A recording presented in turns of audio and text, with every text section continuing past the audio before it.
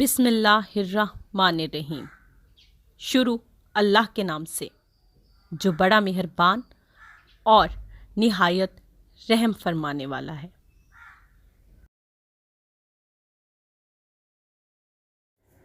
ہماری اس سیریز اسلام کے سنہری موتی میں جس دوسری شخصیت کی زندگی کے حالات اور واقعات کے بارے میں ہم جانیں گے وہ ہیں حضرت عمر فاروق رضی اللہ تعالی عنہ۔ خلیفہ دوم حضرت عمر فاروق خلفائے راشدہ میں سب سے اہم مقام رکھتے ہیں، کیونکہ ان کے دور خلافت میں اسلام قریباً 3 براعظموں کے بیشتر حصوں میں پھیل چکا تھا۔ کچھ ہی عرصہ پہلے نیو یارک سے ایک بڑی اہم کتاب دی 100 چھپی ہے۔ اس کتاب کے مصنف مائیکل ایچ ہارٹ نے تاریخ انسانی کی 100 ایسی شخصیات کے بارے میں مختصر معلومات پہنچائی ہیں کہ جنہوں نے انسانی تاریخ میں سب سے اہم کردار ادا کیا۔ اپنی اس کتاب میں مصنف نے ان عظیم الشان اور تاریخ ساز شخصیات کی اپنے طور پر رینکنگ یعنی درجہ بندی کی ہے۔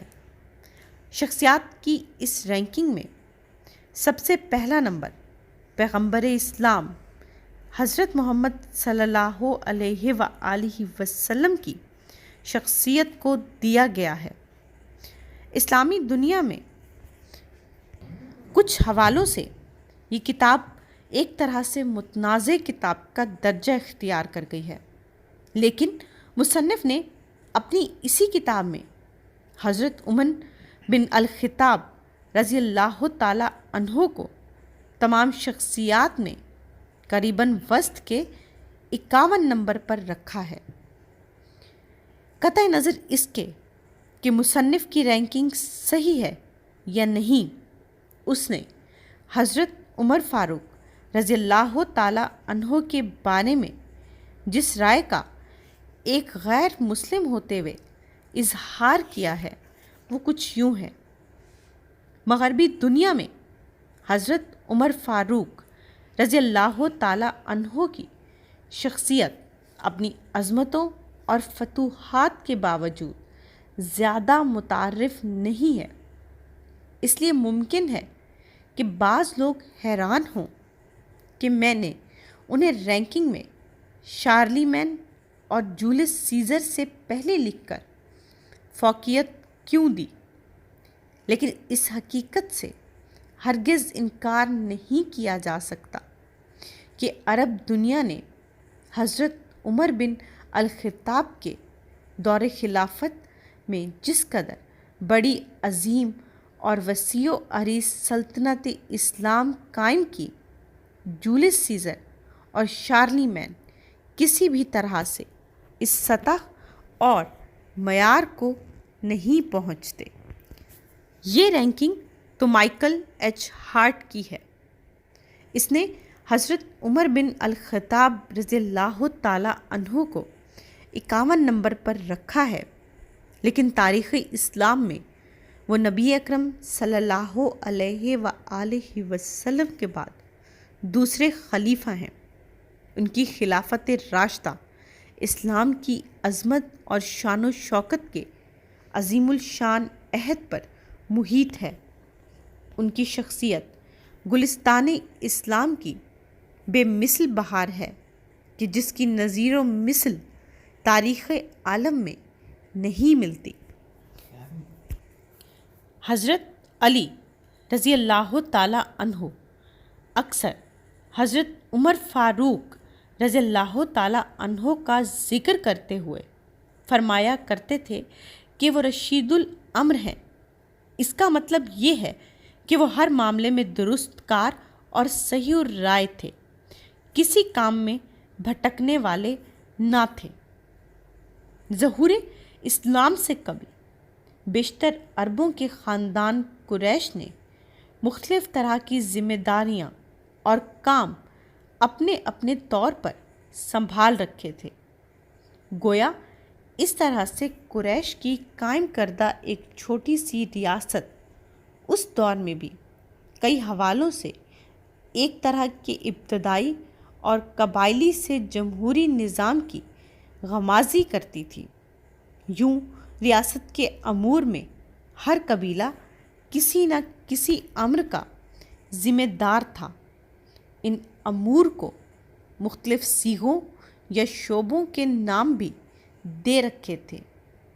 इस तक़सीम कार के मुफीद निज़ाम में हज़रत उमर बिन अल-ख़त्ताब का कबीला बनी अदी सीगाए सफ़ारत को संभालता था।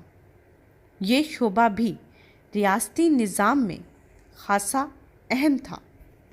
इस तरह ये कहा जा सकता है कि कबीला अदी हर तरह के बैरूनी मामलात और अमूर के लिए एक सफ़ीर के तौर पर काम करता था।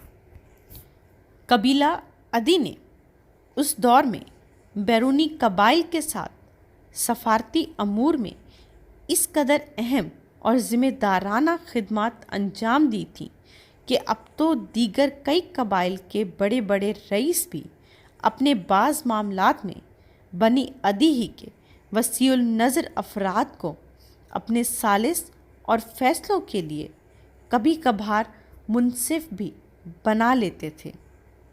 हज़रत उमर बिन अल-ख़त्ताब के दादा नफ़ील भी अपने सुपुर्द इन सफ़ारती खिदमात को बजा तौर पर सर अंजाम देते थे। नफ़ील बिन अब्दुल अज़ा अपने मामला फ़हमी, हुक्मी खिदमात, ज़हानत और लियाकत के बाइस ख़ासी शोहरत के मालिक थे। कहा जाता है कि रसूल अकरम सल्लल्लाहु अलैहि वसल्लम के जद्दे अमजद हज़रत अब्दुल मुत्तलिब और हुरब बिन उमैया में अरबी रियासत के हवाले से जब एक नज़ा पैदा हुई तो उस वक्त उन्होंने नफ़ील को ही अपना हुक्म तस्लीम किया।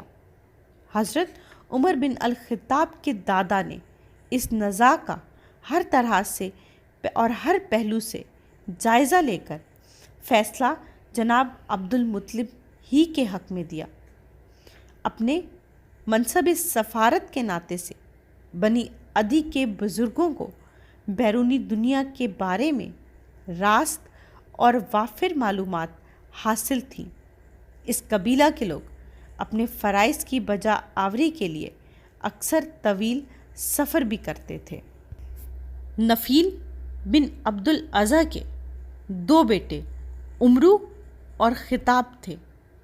उमरू इस अहद में और ख़ानदान के दूसरे अफराद के मुकाबले में मामूली काबिलियत के हामिल थे, लेकिन ख़िताब कदरे ज़्यादा रोशन ख़याल, जिद्दत पसंद और दौरे जाहिलियत की रसूम व रिवाज और मुतअद्दिद ज़ईफ़ुल एतक़ादियों से बगावत करते थे। लेकिन इसके बावजूद वो अपने रिवायती दीन पर बड़ी पुख्तगी से कारबंद थे। इसके बरअक्स उमरू के एक बेटे यानी ज़ैद बिन ख़िताब के भतीजे ने तो इसी अहद में बुत परस्ती को तर्क कर दिया था और दीन इब्राहीमी के वो एक प्रचारक बन गए थे। ख़िताब बिन नफ़ील ने अपने इस भतीजे ज़ैद बिन उमरू का इस कदर कता ताल्लुक़ कर दिया था कि ज़ैद को बिलाखिर मक्का शहर से मजबूरन निकलना पड़ा। हज़रत उमर फ़ारूक रज़ियल्लाहु ताला अन्हो के वालिद ख़िताब बिन नफ़ील अपनी सरदारी और ग़यूर होने के हवाले से बहुत मुमताज़ मकाम के हामिल थे। रोब और दबदबा के भी मालिक थे। दुनियावी दौलत की भी उनके पास कोई कमी ना थी, इसलिए उन्होंने बड़े बड़े घरानों में कई शादियां की। उनकी एक अहलिया इब्ने हशाम बिन मुगीरा की साहिबजादी थी और मुगीरा उस वक्त कुरैश की फ़ौजों की कमान का ज़िम्मेदार था। اسی عنان افواج کے حوالے سے وہ صاحب العنہ بھی کہلاتے تھے۔ حضرت خالد بن ولید انہی مغیرہ کے پوتے تھے۔ خطاب بن نفیل پہلے صفا اور پھر علاقہ سہم میں جا کر آباد ہو گئے تھے۔ وہاں بھی خطاب رضی اللہ تعالی عنہ نے غیرت اور قوت کے اظہار میں کبھی بھی بخل سے کام نہ لیا تھا۔ انہی خطاب بن نفیل کے گھر ہجرت نبوی سے 40 سال قبل یا 588 عیسوی میں حضرت عمر بن عبدالخطاب پیدا ہوئے۔ چند ایک روایات میں موجود ہے کہ خطاب بن نفیل کے گھر بیٹے کی پیدائش کا خاصا چرچا ہوا اور خطاب کے گھر میں غیر معمولی مسرت کا اظہار کیا گیا اور کئی طرح کے روایتی جشن بھی منائے گئے۔ ہماری اس سیریز اسلام کے سنہری موتی کی پہلی قسط میں ہم نے حضرت عمر بن خطاب رضی اللہ تعالی عنہ کی ولادت تک کے واقعات و کاموں پہ روشنی ڈالی۔ آگے ہم ان کی زندگی کے مزید واقعات اور حالات اگلی اقساط میں جانیں گے۔ ہماری اس سیریز کی تمام اقساط کو سنیں، اسے اپنے دوستوں کے ساتھ شیئر کریں، ہمارے چینل کو سبسکرائب کریں اور بیل کے آئیکن کو لازمی پریس کریں۔